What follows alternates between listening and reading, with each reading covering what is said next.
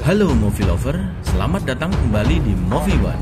Film kali ini dibintangi oleh Jennifer Lopez yang berkisah tentang upaya seorang wanita dalam menyelamatkan anaknya dari ancaman dua kelompok mafia kelas kakap. Gak usah berlama-lama, langsung saja yuk ke alur ceritanya.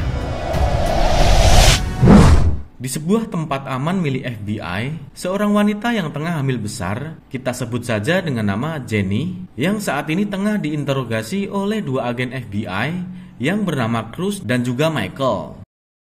Jenny bersedia memberikan informasi tentang jaringan bisnis jual beli senjata ilegal berskala internasional, yaitu antara Hector Alvarez si pemasok dan Adrian Lovell yang merupakan seorang mantan militer, asalkan diberikan perlindungan terhadap saksi kunci. Namun saat Jenny akan memulai mengatakan informasinya, tiba-tiba sebuah tembakan dari luar mengenai agen Michael dan langsung terkapar. Disusul beberapa tembakan lagi yang melumpuhkan agen lainnya. Saat ini Cruz mencoba menghubungi penjaga luar, namun sudah tidak ada jawaban yang membuat Jenny terperangkap di rumah tersebut bersama dengan agen Cruz. Saat Cruz mencoba mencari celah untuk keluar, ia pun juga tertembak. Jenny lalu memberikan upaya pertolongan pertama pada Cruz, mengambil alih senjata Cruz untuk berjaga-jaga, lalu memindahkannya ke tempat yang lebih aman. Dirasa masih ada tempo, Jenny lalu membuat sebuah bom molotov waktu dengan sebuah lilin, lalu bersembunyi di bawah keran kamar mandi. Tak berselang lama, seorang pria tampak memasuki rumah. Ternyata ia adalah Adrian Lovell yang sedang mulai mencari keberadaan Jenny. Saat Lovell memasuki kamar mandi, Jenny langsung melesatkan sebuah tembakan mengenai tangan Lovell hingga pistolnya terlempar. Namun Lovell sempat membalas dengan menyabetkan bilah ke perut Jenny. Sesaat kemudian molotov pun meledak. Lovell tak luput dari kobaran api. Sementara Jenny mencoba menyelamatkan diri dengan menyalakan air keran. Saat tersadar, Jenny sudah berada di ruang operasi di rumah sakit. Jenny pun lega setelah mendengar anaknya lahir perempuan dengan selamat. How are you? Saat Jenny sudah dalam kondisi stabil, seorang agen wanita memberikan sebuah penawaran untuk keselamatan anaknya. Ia meminta agar Jenny bersedia memberikan hak asuh anaknya pada orang lain agar tidak diketahui oleh Alvarez dan juga Lovell. Karena FBI yakin jika Alvarez dan Lovell pastinya akan terus memburu Jenny berikut anaknya. Awalnya Jenny menolak karena ia yakin dapat melindunginya, apalagi Lovell telah mati terbakar. Namun si agen membantahnya karena mayat Lovell tak pernah ditemukan di TKP.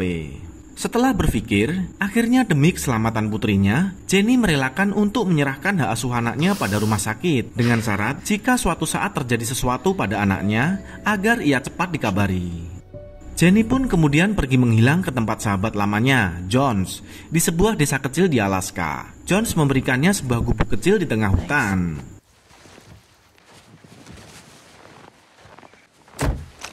12 tahun kemudian, saat Jenny kembali dari berburu, Jones menemuinya dengan membawa sebuah pesan dari Cruz berisi tiket pesawat barang tujuan Cincinnati, Ohio.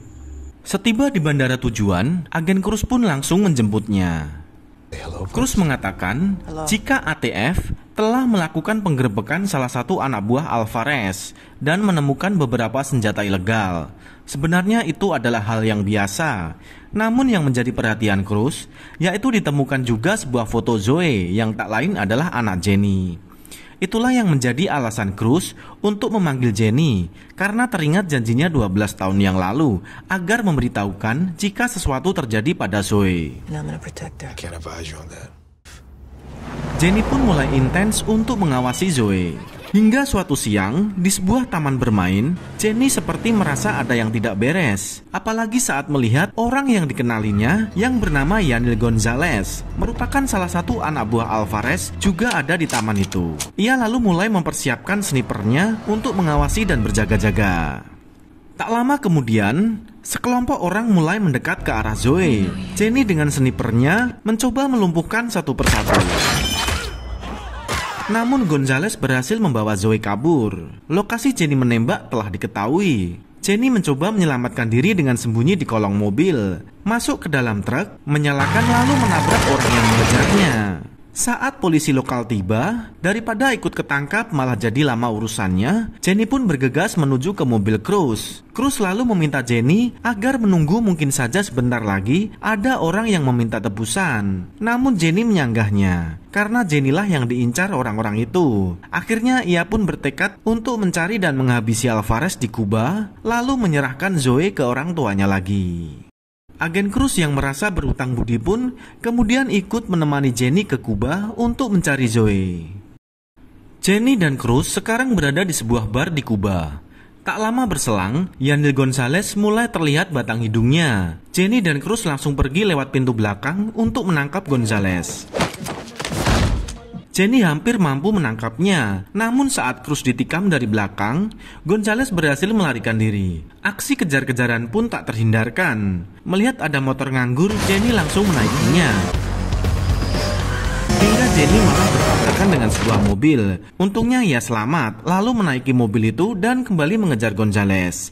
Hingga akhirnya, Jenny menabrak Gonzalez untuk menangkapnya. Gonzalez lalu dibawa ke sebuah tempat untuk diinterogasi.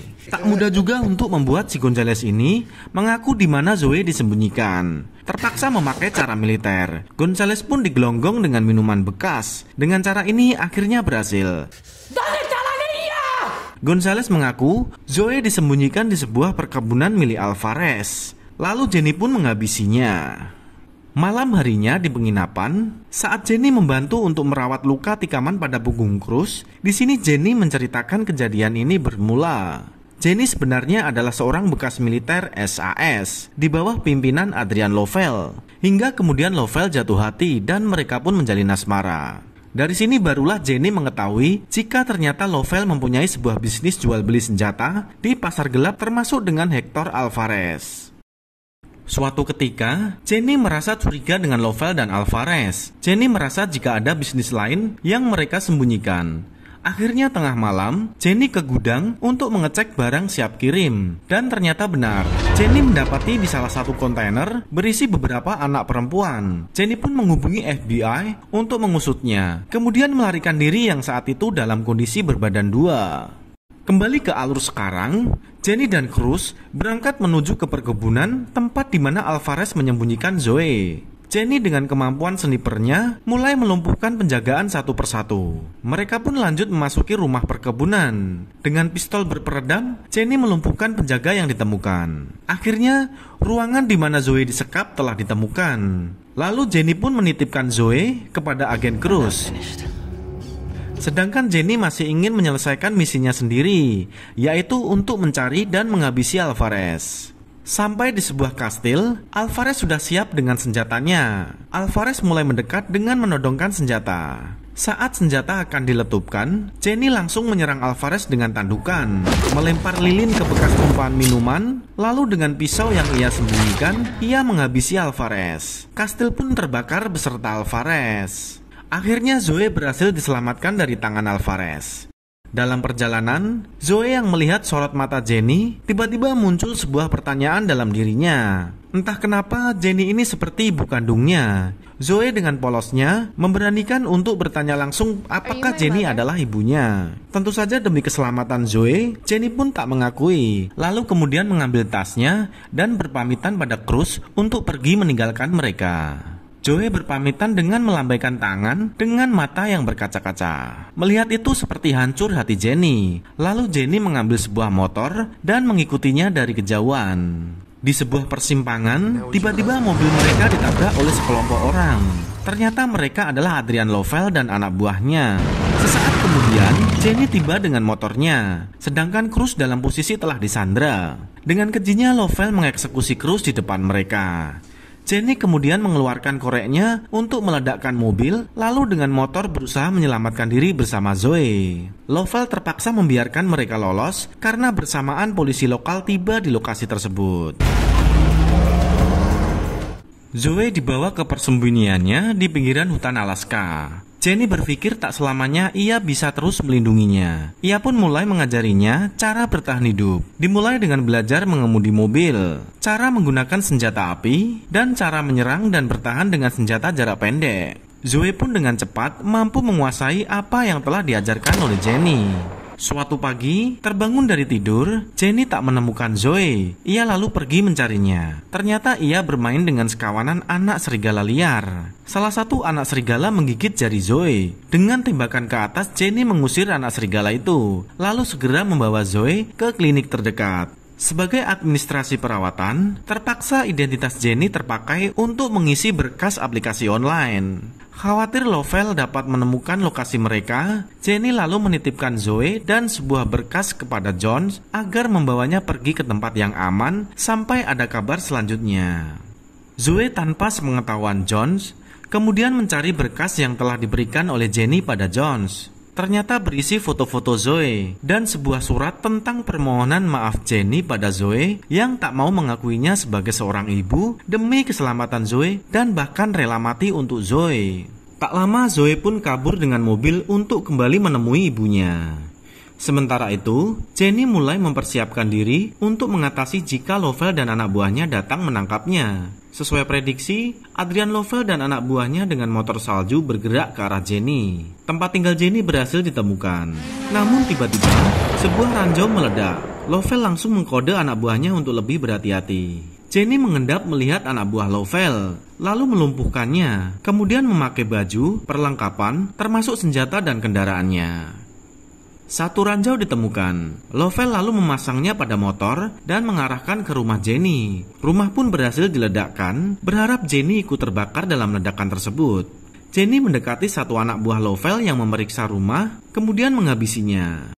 Sesaat kemudian, terdengar kabar di radio komunikasi jika salah satu anak buah Lovell melihat seorang gadis yang mengendarai truk menuju ke lokasi. Lovell langsung menginstruksikan untuk menangkap gadis tersebut. Jenny pun bergegas menyelamatkan Zoe. Truk Zoe terperosok, ia pun keluar untuk berlari. Namun tak jauh ada anak buah Lovell berusaha menangkapnya. Zoe pun dibawa ke atas motor. Jenny yang melihatnya langsung mengejarnya dan membawa Zoe pergi dari kejaran anak buah Lovell. Berhenti pada sebuah menara, Jenny bersiap menggunakan sniper untuk menghabisi Lovell dan anak buahnya satu persatu. Sedangkan Zoe membantu melacak lokasinya. Satu anak buah Lovell berhasil dilumpuhkan. Namun tak berselang lama, Lovell dari kejauhan dapat mengarahkan bidikan ke dahi Zoe. Dengan radio, menyuruh Jenny untuk menemuinya atau Zoe akan ditembak. Dengan terpaksa Jenny harus menurutinya. Lovell kemudian memerintahkan Jenny untuk membuang semua perlengkapan tempurnya. Mereka pun adu duel. Sedangkan di menara, Zoe dengan snipernya berusaha membidik, namun nampak kesulitan mengarahkan ke arah Lovell. Sementara adu duel masih berlangsung, tanpa mereka sadari, Zoe lalu menembakkan senjata dari belakang mereka. Jenny dan Lovell terpelanting ke bawah, namun kepala Jenny menabrak bongkahan batu. Zoe lalu menjatuhkan senjata dan bergegas ke arah Jenny. Namun ternyata Lovell masih selamat dan menangkapnya. Tak berselang lama, Jenny tersadar karena ternyata peluru yang digunakan Zoe adalah peluru garam sehingga tidak mematikan. Dengan susah payah, Jenny berusaha bergerak, membetulkan sendi tangannya yang geser, lalu mengambil senapan dan mengarahkan ke sebuah mobil yang dikendarai Lovell dan Zoe. Sebuah tembakan dilesatkan, namun belum tepat sasaran. Tak menyerah, kembali Jenny pun mengarahkan bidikan. Kali ini mobil pun mulai perlahan terhenti. Kini Jenny hanya bisa pasrah apa yang terjadi selanjutnya. Entah siapa yang terkena tembakannya. Ia pun hanya menangis berharap semoga Zoe baik-baik saja. Tangisan berubah menjadi senyuman setelah melihat putrinya Zoe berlari mendatanginya. Mereka pun akhirnya berpelukan. Pelukan yang hangat penuh cinta kasih antara ibu dan anak. Film pun diakhiri dengan menampilkan Jenny yang mengantarkan Zoe ke ibu asuhnya demi masa depan sang anak. Sedangkan ia pun rela hanya melihat perkembangan sang anak dari kejauhan. Sebuah film yang menggambarkan atas nilai dari sebuah kasih sayang seorang ibu yang tak lain adalah demi kebahagiaan buah hatinya. Terima kasih sudah menyaksikan Movie One. Pastikan untuk klik like, subscribe, dan loncengnya ya kawan. See you next movie.